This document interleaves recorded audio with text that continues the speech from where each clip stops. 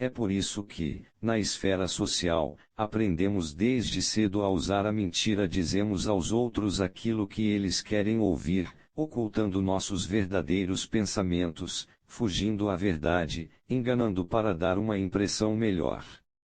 Muitos desses engodos são totalmente inconscientes. Visto que as aparências são cruciais e a fraude é inevitável, o que você precisa é aumentar sua aposta, tornar suas mentiras mais conscientes e hábeis. Você precisa ser capaz de disfarçar suas manobras, deixar as pessoas desequilibradas controlando as percepções que elas têm de você e dos sinais que você emite. Neste sentido, há muita coisa que você pode aprender com as artes milenares do engodo, que estão baseadas em leis eternas da psicologia e são infinitamente aplicáveis às batalhas da vida diária.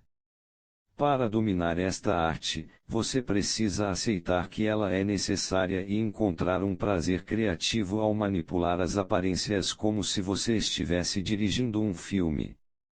A seguir temos 6 formas principais de engodo militar, cada uma com sua própria vantagem. A falsa fachada, esta é a forma mais antiga de engodo militar. Originalmente ela implicava fazer o inimigo acreditar que se era mais fraco do que na realidade. Um líder fingiria uma retirada, digamos, colocando uma armadilha para o inimigo cair, atraindo-o para uma emboscada. Esta era a tática preferida de Sun Tzu. A aparência de fraqueza muitas vezes desperta o lado agressivo das pessoas, fazendo-as trocar a estratégia e a prudência por um ataque emocional e violento.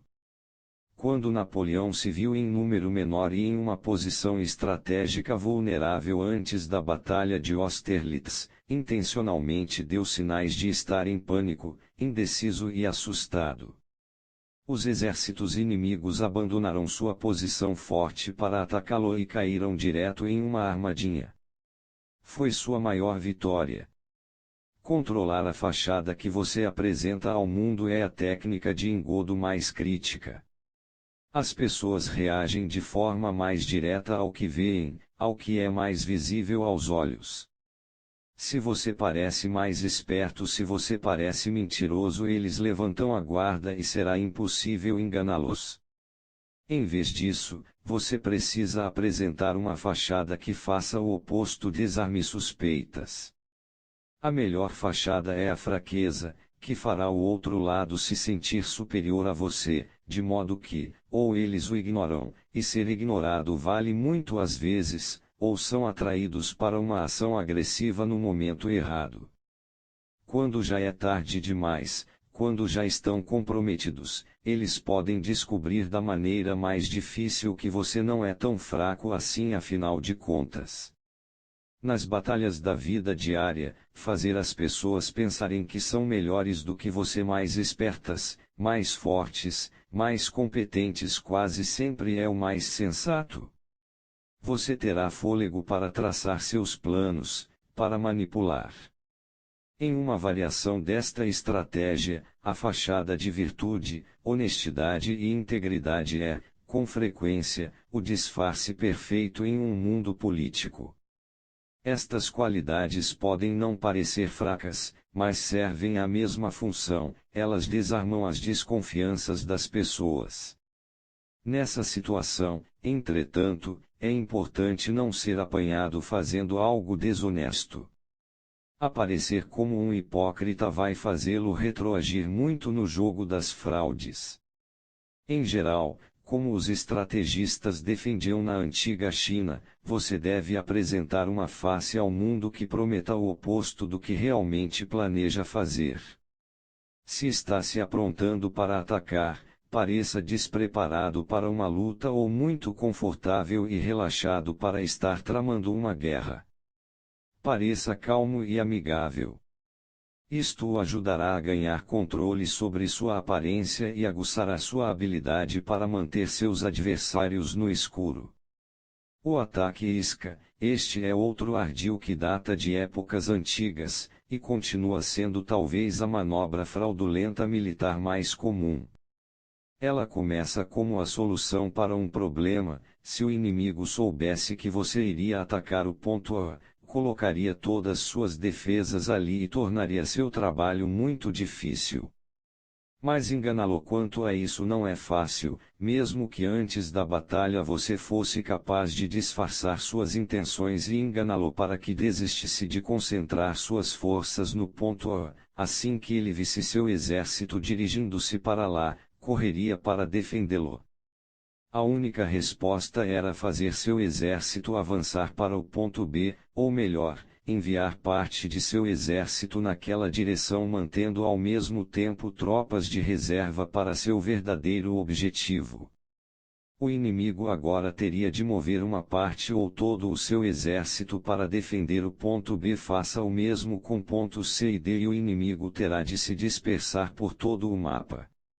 O segredo desta tática é que, em vez de contar com palavras, boatos ou informações plantadas, o exército realmente se movimenta. Ele faz uma ação concreta. As forças inimigas não podem se permitir o luxo de adivinhar se está em jogo um blefe. Se ele adivinharem errado, as consequências são desastrosas. Eles têm de se movimentar para cobrir o ponto B, independente de tudo. Em qualquer caso, é quase impossível duvidar da realidade de movimentos verdadeiros de tropa, com todo o tempo e energia que eles implicam. Portanto, o ataque isca mantém o inimigo disperso e ignorando suas intenções, o maior sonho de qualquer general. O ataque isca é também uma estratégia crítica na vida diária, quando você precisa reter o poder para ocultar suas intenções. Para impedir as pessoas de defenderem os pontos que você quer atacar, você deve seguir o modelo militar e fazer gestos reais em direção a uma meta que não o interesse. Você deve investir tempo e energia para atacar esse ponto, em vez de simplesmente tentar sinalizar a intenção com palavras. Ações têm tanto peso e parecem tão reais que as pessoas naturalmente vão supor que esse é seu verdadeiro objetivo. A atenção delas é distraída de seu verdadeiro alvo, as defesas delas se dispersam e enfraquecem. Camuflagem, a habilidade para se misturar ao ambiente é uma das formas mais aterrorizantes de fraude militar. Em tempos modernos os asiáticos se mostraram particularmente peritos nesta arte. Nas batalhas de Guadalcanal e Iwo Jima, durante a Segunda Guerra Mundial, os soldados americanos ficaram estarrecidos com a habilidade de seus inimigos japoneses em se mesclarem com os variados terrenos do cenário no Pacífico. Costurando grama, folhas, galhos e folhagem a seus uniformes e capacetes, os japoneses se fundiam com a floresta, mas a floresta avançava pouco a pouco, sem ninguém perceber até ser tarde demais. Nem podiam os americanos localizar com precisão as armas japonesas, pois seus canoas estavam ocultos por rachaduras naturais nas pedras ou escondidos sob disfarces removíveis de camuflagem. Os norte-vietnamitas eram igualmente brilhantes com as camuflagens, reforçando as técnicas com o uso de túneis e câmeras subterrâneas que permitiam que homens armados saltassem aparentemente do nada. Pior, em um tipo diferente de camuflagem, eles podiam se misturar com a população civil. Impedir que seus inimigos o vejam até ser tarde demais é um modo devastador de controlar a percepção deles. A estratégia de camuflagem pode ser aplicada à vida diária de dois modos. Primeiro, é sempre bom ser capaz de se fundir na paisagem social, evitar chamar atenção para si mesmo a não ser que você escolha fazer isso. Quando você fala e age como todo mundo, imitando seus sistemas de crenças, quando você se mistura na multidão, você torna impossível para as pessoas verem qualquer coisa especial em seu comportamento.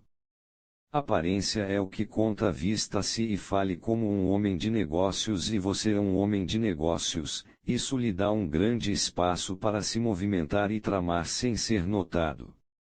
Como um louva a Deus em uma folha, você não se distingue de seu contexto uma excelente defesa em épocas de fraqueza.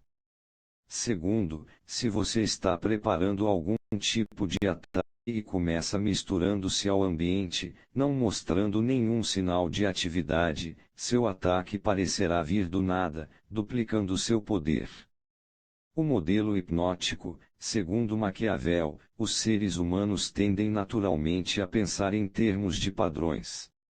Eles gostam de ver as coisas conformando-se com suas expectativas ao se encaixarem em um modelo ou esquema, pois esquemas, não importa qual seja seu verdadeiro conteúdo, nos confortam ao sugerirem que o caos da vida é previsível. Este hábito mental oferece excelente terreno para fraudes, usando uma estratégia que Maquiavel chama de aclimatação, criando deliberadamente algum padrão que faz seus inimigos acreditarem que sua próxima ação será fiel à forma. Depois de deixá-las tranquilas, você agora tem espaço para trabalhar contra as expectativas delas, romper com o padrão e apanhá-las de surpresa. Na Guerra dos 6 Dias, em 1967, os israelenses sujeitaram seus inimigos árabes a uma devastadora derrota relâmpago. Ao fazer isso, eles confirmaram todas as suas crenças militares pré-existentes: os árabes eram indisciplinados, suas armas, antiquadas e suas estratégias, rançosas. 6 anos depois, o presidente egípcio Anwar Sadat explorou estes preconceitos, sinalizando que seu exército estava desbaratado e ainda humilhado com a derrota em 1967 que ele estava discutindo com seus patronos soviéticos. Quando o Egito e a Síria atacaram Israel no Yom Kippur, em 1973, os israelenses foram apanhados quase totalmente de surpresa. Sadat os havia enganado, induzindo-os a baixar a guarda. Esta tática pode se estender indefinidamente. Quando as pessoas sentirem que você as enganou, vão esperar que você as engane de novo, mas em geral pensam que você vai tentar algo diferente da próxima vez. Ninguém, dirão para si mesmos, é tão idiota de repetir o mesmo truque com a mesma pessoa. É agora, claro, o momento exato de repeti-lo, seguindo o princípio de sempre trabalhar contra as expectativas de seu inimigo. Lembre-se do exemplo do conto de Edgar Allan Poe, A Carta Furtada: esconda algo no lugar mais óbvio, porque é ali que ninguém vai procurar. Informações plantadas: as pessoas tendem muito mais a acreditar no que veem com seus próprios olhos do que em algo que lhe dizem. Elas tendem muito mais a acreditar em algo que descobrem do que naquilo que lhe impingem. Se você plantar as informações falsas que deseja que elas tenham com terceiros, em território neutro ao recolherem as pistas, elas terão a impressão de que foram elas que descobriram a verdade. Quanto mais você as fizer cavar para encontrar as informações que querem, mais profundamente elas se iludirão. Durante a Primeira Guerra Mundial, além do infame empate no fronte ocidental, os alemães e os britânicos lutaram em uma batalha menos conhecida pelo controle do leste da África, onde ambos os lados tinham colônias. O homem encarregado do serviço secreto inglês na área era o coronel Richard Meinertzagen, e seu maior rival do lado alemão era um árabe educado. A tarefa de Meinertzagen incluía alimentar os alemães com informações falsas e ele se esforçava tentando enganar este árabe, mas nada parecia funcionar. Os dois homens eram iguais no jogo.